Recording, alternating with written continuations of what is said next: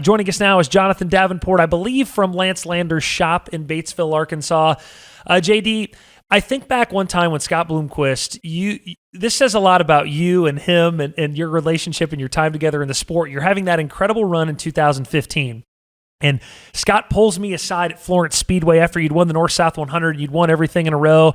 And Ben did his best, Scott. I'll do my best, Scott. And he said, I've never seen anybody do what that 6 car's doing right now. Later on in life, he would tell me over and over about how much he respected you, looked at you as one of the guys that he thought was as good as him or as close to good as him. On the day we lost Scott Bloomquist, JD, how are you feeling? How are you reflecting on the loss? And I just love to get your thoughts on everything. Yeah, it's kind of been an emotional roller coaster a little bit. I don't really know how I'm feeling yet. It's not really settled in. I haven't took it all in yet. Just been talking to friends around the shop and just reflecting on a lot of stories and things about Scott. A lot of people liked him. A lot of people didn't like him. I felt like I gained his respect more and more through the years. And in the last 5 years, I felt like he returned as much respect as what I felt like I gave to him in the beginning. So to hear those words, I've heard things that he said about me and not said about me, but it was definitely cool, those words you just said. And I don't know, we lost a good one today for sure. I see you pulled the picture out of him over your right shoulder there. Tell me about that a little bit. Did Gavin or Lance had that in the shop, or where'd that come from today? Yeah, I'll have to ask exactly where it was, but that picture has been in the shop ever since I've been here. It usually hangs up right where the truck and trailer backs in, and we went and got it down, and I just put it up here behind me for a little Scott memorabilia for sure. I think he's got a couple of checks hanging up in here also that he had given to Lance when they was racing together with Jared. Everybody's got Scott Bloomquist stories, JD, and I know you've had Crown with him late at night before. We can all tell that late night Crown story. But I try to tell people all the time, he was literally the most unique human being I've ever met in my entire life. Now, I'm not saying everything he did was, Scott knew he was messing with people a little bit, right? But that was part of the beauty of him. Had you ever met anyone like him? Did you know anyone like him? There really only was one Scott Bloomquist, wasn't there, Jonathan? Absolutely.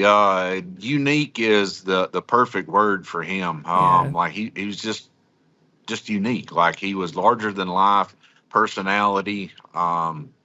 I don't know, like I've been trying to think of something to say while we was on here together, but I just keep coming up. I mean, it's just Scott. Like there's nothing that you can really say about him that nobody else has already said numerous times. He was every conversation was a little different that I had with him, but once you got to know him, like he was really an honest, all-in guy, no matter what he was doing. If he was talking about fishing, or if he was talking about racing, or he was talking about airplanes, like he knew exactly what he was talking about and shot straight from the heart. When you started your career, there was such a mystique around him, right? I mean, when he started his career, there was a mystique around him as well. Honestly, and I have no problem admitting it. When I started Dirt on Dirt, I had interviewed Brett Favre, and I was still intimidated by Scott Bloomquist, one of my first interviews with him. When you started, JD, tell me about that a little bit with him. Were you intimidated by him a little bit? Was there a little bit of mystique to him? And how did you approach him early in your career, that weight that he carried in our sport? Yeah, absolutely. Like he's just a persona around him is intimidating, and the way he carried himself, and he was always a secretive guy that you didn't really know if you could go up and talk to or whatever. But I was fortunate enough when I really started traveling my first years, I was driving for Kelly Hamrick, and we had Scott's cars. And so after Madden got those cars and he left, like there wasn't many, as so to speak, teammates or cars that Scott had out there. So I got to talk to him quite a bit early in my career. So that kind of flattened out the curve of approaching Scott, I guess you could say.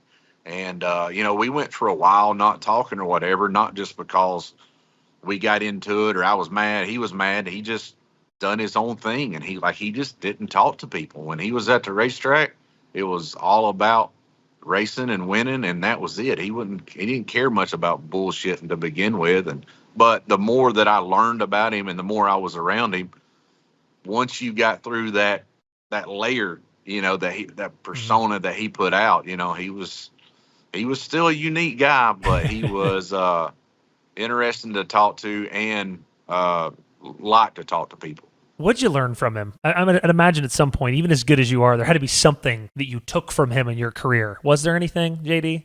Oh, absolutely. Like I learn a lot from Scott by just watching him drive and what he does. I used to listen to his interviews at Eldora. He loved himself so much and knew everything that he was doing so much that he would tell you what he was doing without even knowing he was telling you. Like I can remember, I just remember one interview he was doing about and something about stagger, and he's like, "You gotta have stagger here," and just little things that you could listen to him, and I don't know if he would slip up and say it, but he was just so zoned in on what he was explaining about himself or the car. But yeah, and then just I've talked to him about setups on the car or driving techniques or just so many different just maintenance issues or how to build parts a little stronger, just this and that. It's just like the veterans of the sport. The more you talk to them, the more you learn. Wouldn't you say, JD, I think, to me, this is one of the biggest compliments. There's two human beings that love Eldora Speedway the most on the planet. It's Jonathan Davenport and it's Scott Bloomquist. We're about to head to Eldora for the World 100 here in a couple of weeks. I can't listen. Scott loved Batesville, right? And you guys are at the top list this weekend. Last thing I'll ask you is, I just can't help but think about the emotions of Eldora without him there in a couple of weeks. As a fellow Eldora lover like yourself, you and him are so tied to that place together. It's sure going to be odd pulling up Highway 118, knowing that Zero is not only not racing there, but he'll never come there again. For me, I can't help but think about that, Jonathan. Yeah, I never really thought about it like that. It's definitely, I'd say, be emotional. You're making my cheeks hurt right now. I don't know. It's just, I just keep going back. It's just the persona of him, and especially that place there. He was one of the greatest to ever make laps around there, and I felt like me and him talked about Eldora a lot. And I always told him, I said, I want to drive your car one time around there. You know what I mean? Just like his car looked exactly the way I want mine to look all the time, where I could just drive like an asphalt car. Once we get in that feature and it gets slick and you got to think through the race, like he was always thinking about later on and doing little quirks here and there to his car just to make him better and better and to separate himself from the field there. And it's going to be different going back to the world there, knowing he's never going to come back. So yeah, like I said, I'm still at a loss for words for sure. We definitely lost the icon of the sport. JD, I appreciate it, buddy. Good luck at Batesville this weekend, man. We'll see you soon. Okay, thank you. I appreciate you having me on.